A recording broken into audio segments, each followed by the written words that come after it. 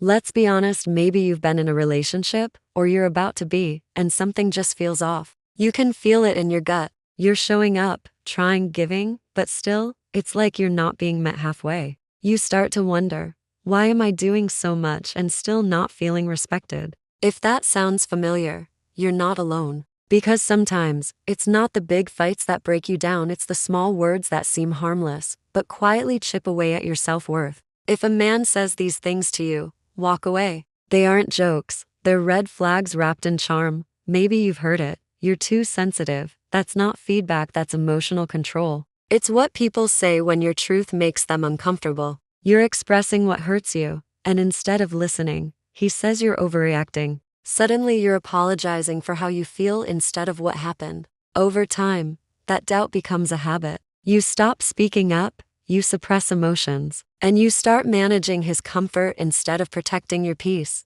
But your sensitivity isn't weakness, it's strength. It means you feel deeply, connect honestly, and love with awareness. The problem isn't that you feel too much, it's that he can't handle depth. An emotionally intelligent man doesn't shame emotion, he values it. He listens, asks questions, and learns from it. So if anyone calls you too sensitive, don't explain. Just say, I'm expressing myself because it matters. That's not drama, that's self-respect. Then there's the phrase that sounds patient but poisons you slowly. No one else would put up with you like I do. At first, it sounds like love, like he's staying despite your flaws. But underneath it, there's manipulation. It's leverage. The hidden message is, you're lucky I'm still here. That line turns love into obligation. It makes you work harder to please him, apologize more, walk on eggshells, terrified to lose him. That's not partnership. That's control. A healthy man doesn't make you feel like a burden for being yourself. He chooses you because he sees value in you, not because he's putting up with you. When you hear that phrase, your power move is to say, if being with me feels like something you have to put up with, maybe you shouldn't. That's not attitude, that's clarity. Love is not endurance, it's choice. And the right person will never need to remind you how tolerant they are, they'll just appreciate who you are. The most dangerous one, though, doesn't even sound negative. It sounds confident, even charming. You're lucky to have me. Maybe he says it jokingly after an argument or when you're feeling low. But that line puts him above you. It tells you that his presence is a favor, not a choice. Slowly, it convinces you that you're lucky to have him, not that he's lucky to have you too. That's how dependency begins. You start trying harder to keep him happy, editing yourself to maintain his approval. But that's not love, that's fear of loss disguised as affection. Real confidence never needs to put you down. A mature man says, we're lucky to have each other, because he understands that love is not a hierarchy, it's balance. These phrases may sound small, but they build patterns that shape your self-worth. When you keep hearing them, you begin to internalize them. You start to believe you're too emotional, too much, too lucky. That's how emotional control works. It doesn't shout, it whispers. It turns your empathy into guilt and your love into debt. But here's where everything shifts when you start questioning those voices. When you say, wait, maybe I'm not too sensitive. Maybe I'm just with someone who doesn't know how to handle honesty.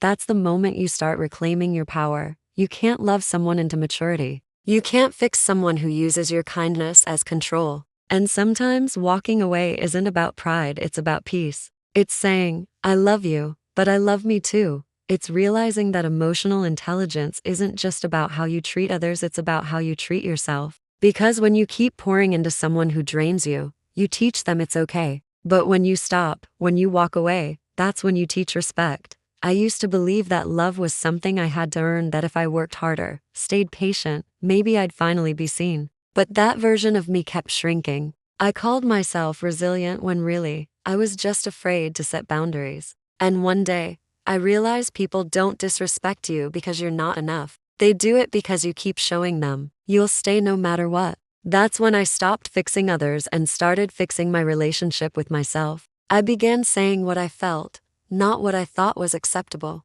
And you know what happened? The wrong ones drifted away. The right ones stayed. That's what boundaries do. They don't push people away. They protect your peace. So if you ever hear those words again, you're too sensitive. No one else would put up with you. Or you're lucky to have me. Remember this. Love isn't meant to confuse you. It's meant to grow you. Walking away doesn't mean you're weak. It means you've learned the difference between being chosen and being respected. Because when you stop negotiating your worth, you stop settling for pain disguised as passion. You stop begging for love and start attracting peace. Real love makes you feel seen, not silenced. Safe, not judged. Free, not indebted. The moment you feel smaller in someone's presence, it's time to reassess. Because ignoring small disrespect always leads to bigger heartbreak. Longevity isn't loyalty, and consistency doesn't always mean compatibility. The right love will never make you feel lucky to be tolerated. It'll make you feel grateful to grow together. It won't keep score. It'll keep connection.